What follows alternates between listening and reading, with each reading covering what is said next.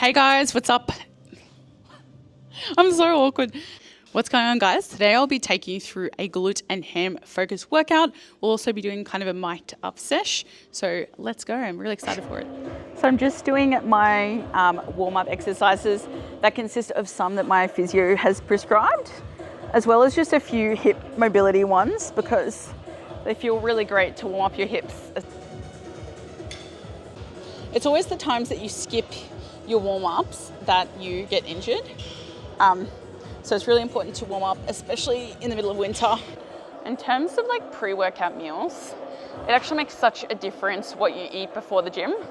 I had to talk to a client of mine the other day, and what they were doing is they were grouping one massive meal right before their training session, leaving no time to digest it, and they always went in tired.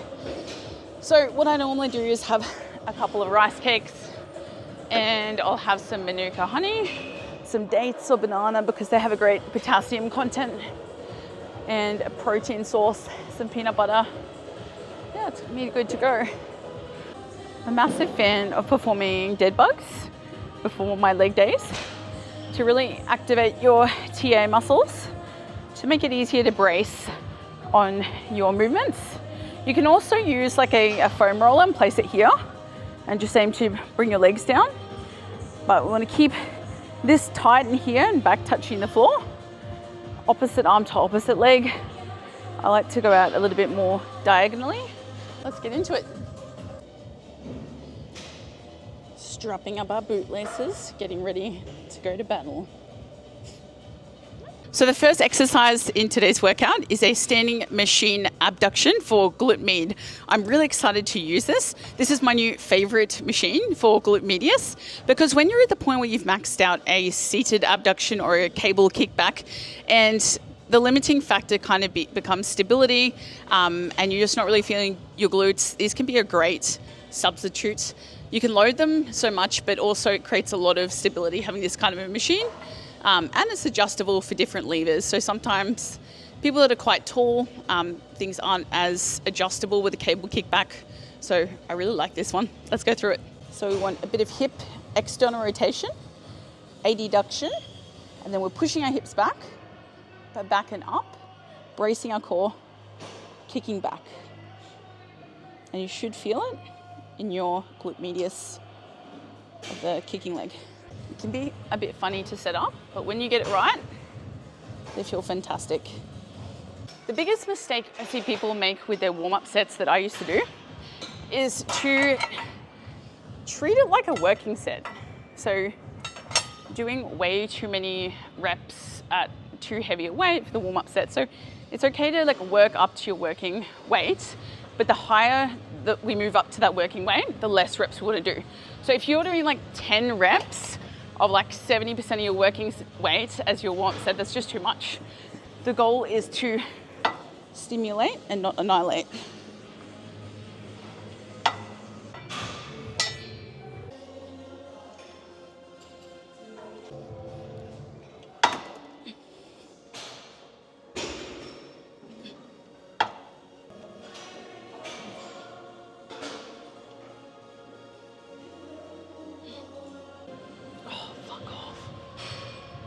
I hate getting calls in the middle of my session.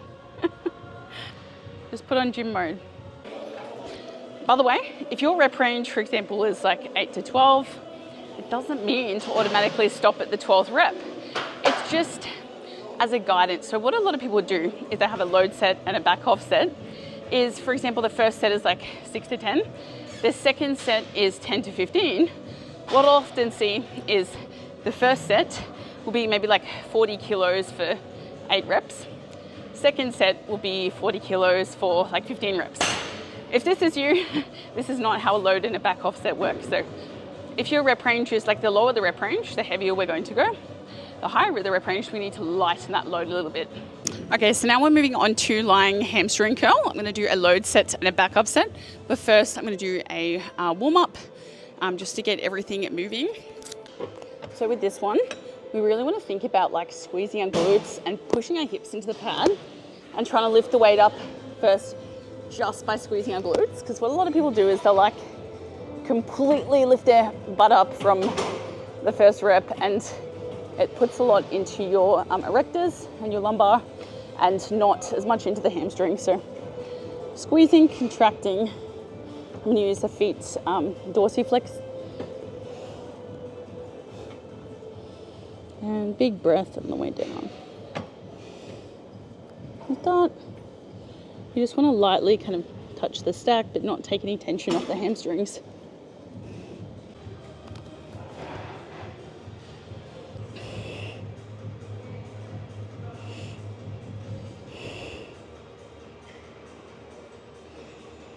One of the biggest things I struggle with is my identity, and especially like sometimes you question like, who am I? And I saw a post on Instagram yesterday, and they were like, you know, it can be hard to think like, am I putting on an act?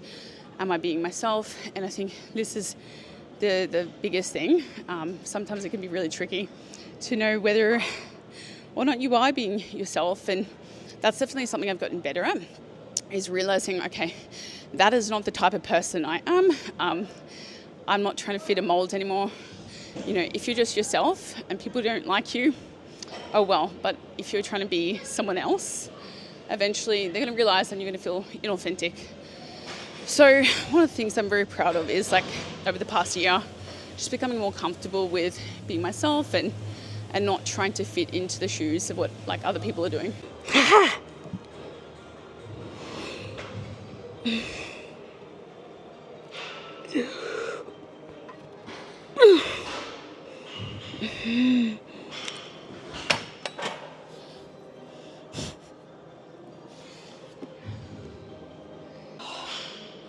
Whenever I go lighter on hamstrings, I feel it so much more, gets such better engagement. Like look at the hamstring pump. Hamstrings is probably the biggest group besides my quads that I struggle to grow. So I'm just really trying to take down the weight and focus on the contraction and a real mind-muscle connection. For the next one, we've got a deficit machine RDL. You probably have to elevate your feet to create more raw range of motion.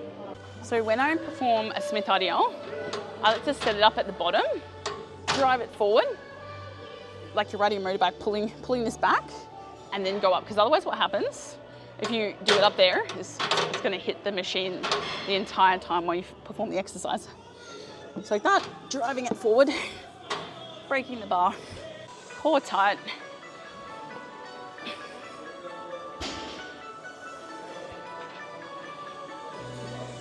That feels good. Sweet. I'll go into our working set. So if you want more hamstring, we're going to think about bringing our hips like up and going much lower and pulling our knees back. But if you want more glutes, we're going to think about bringing our hips back and kind of just going below the knees instead of all the way down. And then we're grabbing with the glutes, squeezing it and scooping up at the top. Difference between an RDL and a stiff leg is the contraction and the hold of the glutes at the top. That's more of a RDL for glutes. Stiff leg, we kind of go up quickly, come back down. A stiff leg, we also go a lot lower, and that's more hamstring. With glutes, we don't go as low, we kind of just go below the knees. So today I'm mostly doing it for hamstrings because that is my weak spot.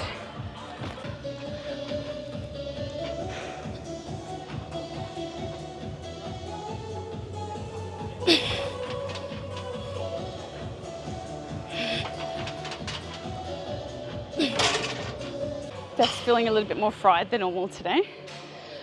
I think I'm gonna take an extra rest day off after this day. Just with sleep and, you know, other life factors like stress and moving on to a new, more frequent training program. I think my body is like a little bit like in sympathetic overdrive, which isn't ideal for a build phase outside of training. So probably going to take 2 days off in a row, and if I'm still not recovered, I might take a deload, which would be hard, but yeah. So our final leg exercise is adductors. I love adductors. They're often one of the most overlooked exercises, well, muscle groups, sorry.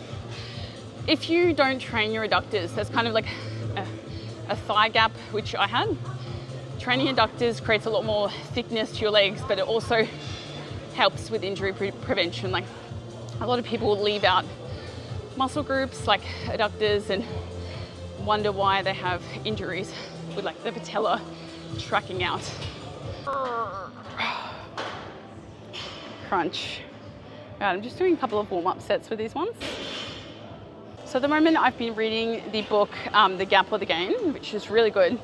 Essentially they make you realize your gains instead of focusing on where you're not. They always, they try and teach you to look at the silver lining of things. Like for example, how far you've come as opposed to what you haven't achieved. And I think it's really made me reflect on the past couple of years, because you know, we always want to, well, at least for myself, always out there creating things and doing things and judging where I'm not at. But you know, as of lately, I've been reflecting on kind of what I have achieved, and it makes you feel better, but also a bit more motivated to see what else you can achieve, as opposed to only comparing what you haven't achieved.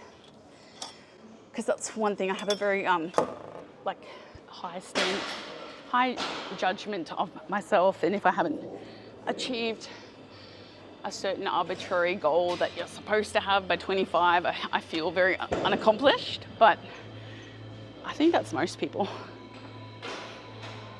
I feel like society places a lot of pressure on like where you need to be at a certain age, and it really doesn't matter, but sometimes it does get to you. It's like, oh shit.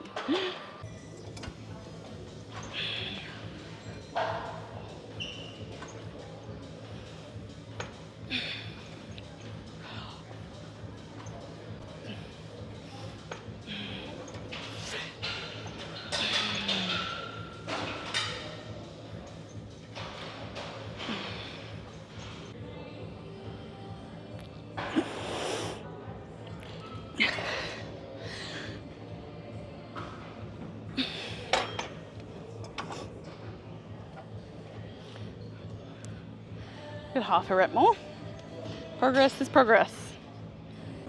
All right, sweet. Now we're on to upper body. Yes, finally. When you train legs like 3 to 5 times a week, you're keen for a little bit of upper body. I feel like the less frequently you train a muscle group, the more anxious you get about training that day. I remember when I was training, like when you're training legs once a week, you're like, fuck, I don't want to do this leg session. It's going to be so hard. But when you're training legs 3 to 4 times a week, you don't even think about it. Machine shoulder press. Finally, I love training shoulders so much. Do you like that machine? Yeah, I'm still learning. Say hi to YouTube. Oh, you're filming? Yeah. No, you don't even the camera in front of me. You don't even notice he's there. But the first day he rocked up, he's like, okay, so it was a public holiday because I planned it on the quietest day, the quietest time of the week. I rocked up and I forgot it was a public holiday. Yeah. The whole car park was super busy. Okay. And then he rocks up with this massive 2-meter light, and he's like, okay, so we're doing blue and pink lighting today, and we're putting it above the pendulum. I'm like, no. Oh. Pretend like nothing happens. Well, at least I'm now nice and woken up for that set. The most embarrassing thing I've done in the gym. Oh, actually this one time I was doing RDLs in front of someone I knew, and I really realized they were there afterwards. They were actually on this exact machine. Someone from my gym that's, I won't mention who they are, but they coach a lot of people. I was standing in front of them doing RDLs, and I realized like they were here after and we got talking, and then when I went to the bathroom, there was a massive tear in my leggings down the back, and it showed my underwear. And yeah, that's probably the most embarrassing thing that's happened at the gym.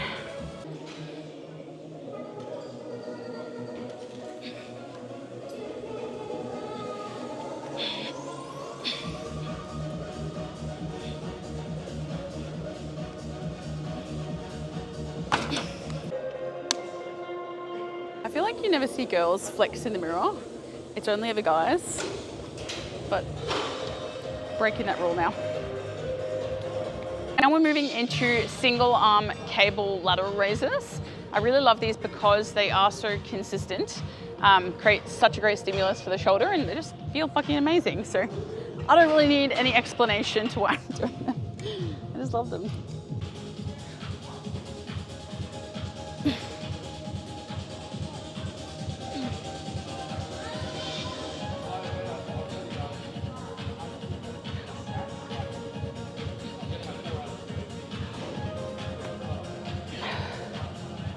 All right, gonna rest a couple of seconds and then do a cluster set.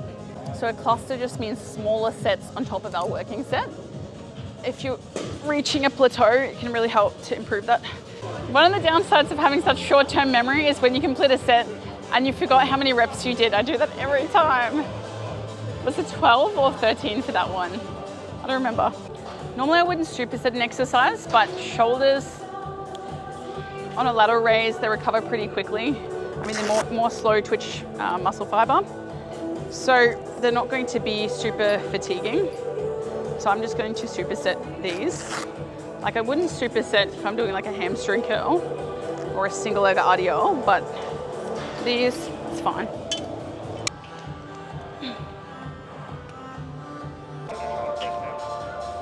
So I first started training at around age 13, but I joined the gym at like 16.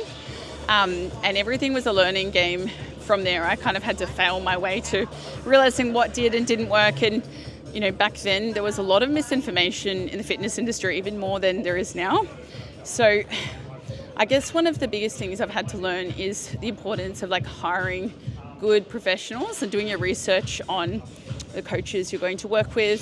As I said, there was a lot of misinformation. Like my first personal trainer, they told me that when you squat, your knees aren't supposed to go past your toes, which if I'm going to squat and my knees can't go past my toes, I've got massive femurs, so look how far I'll get.